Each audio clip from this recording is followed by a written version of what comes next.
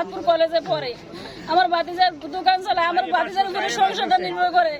এই সংসারটা কি হইবে এখন? আমার ভাই মারা গেছে 1.5 বছর হয়েছে। আমার ভাতিজার উপরে সংসারটা এটাই বড়। আমার নাতির হরতাল বাজি যায়, আমার নাতির হরতাল বাজি যায়, আমার নাতির ভাই সংসার নিয়ে করে আমার উপর ফ্যামিলিটা চলে।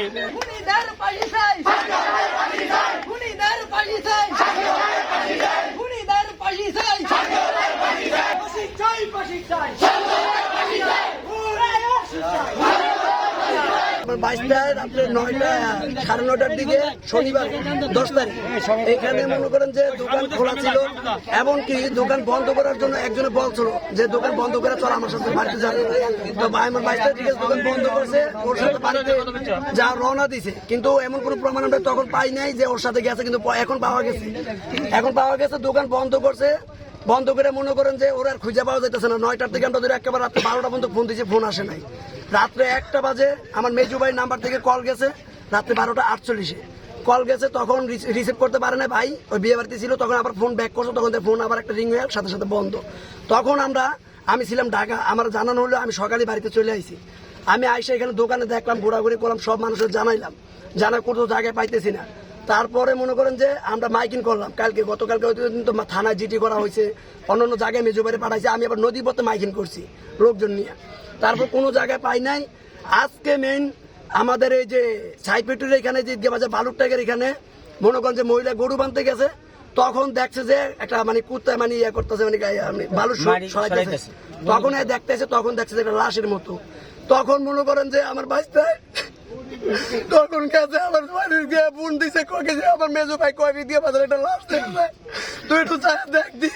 আমি তো দৌড়াইতে গেছি, আমার বাচ্চার গেছি বোরা প্যান্ট বোরার জুতা উপরে ছিল। তখন আমরা জানতে পারি, তখন আমরা খবর নেই আমার মেজু ভাই ওরা জড়িত ছিল, ওদেরকে ধর। তখন আমাকে স্পিড বোট করে আমি উঠতেছিলাম, আমি উঠতে দেয়, আরো এলাকার লোকজন ছিল, খুনিদেরকে ওইখানে আটক করে।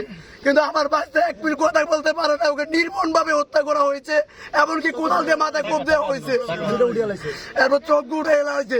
ওর সাথে টাকা ছিল 10 লাখ ক্যাশ আর এজেন্ট নাম্বার। তখন ওই দিন রাত্রে 3 লক্ষ টাকা আইছিল, আরো সাথে মোবাইল ছিল 8টা, ফোন ছিল, কিচ্ছু সাথে নাই। ওর খালি রাস্তা ছাড়া আমরা কিচ্ছু পাই নাই।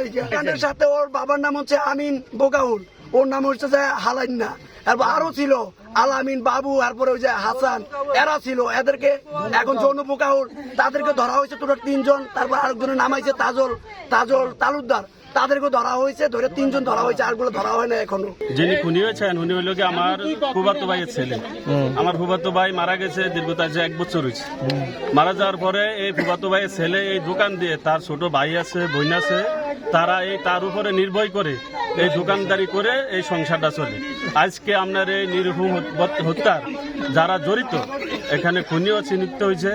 জনবকাউল, নাম জানি কি, জনবকাল্লা, হানাউল, হালাইনা, যারা এই খুনিদের সাথে জড়িত, আমরা এলাকাবাসীর পক্ষ থেকে তাদের আমির বুকাউল, আমরা যারা এখানে খুনি হয়েছে, যারা খুনিদের সাথে জড়িত, এখন কি তারা পুলিশের হেফাজতে আছে।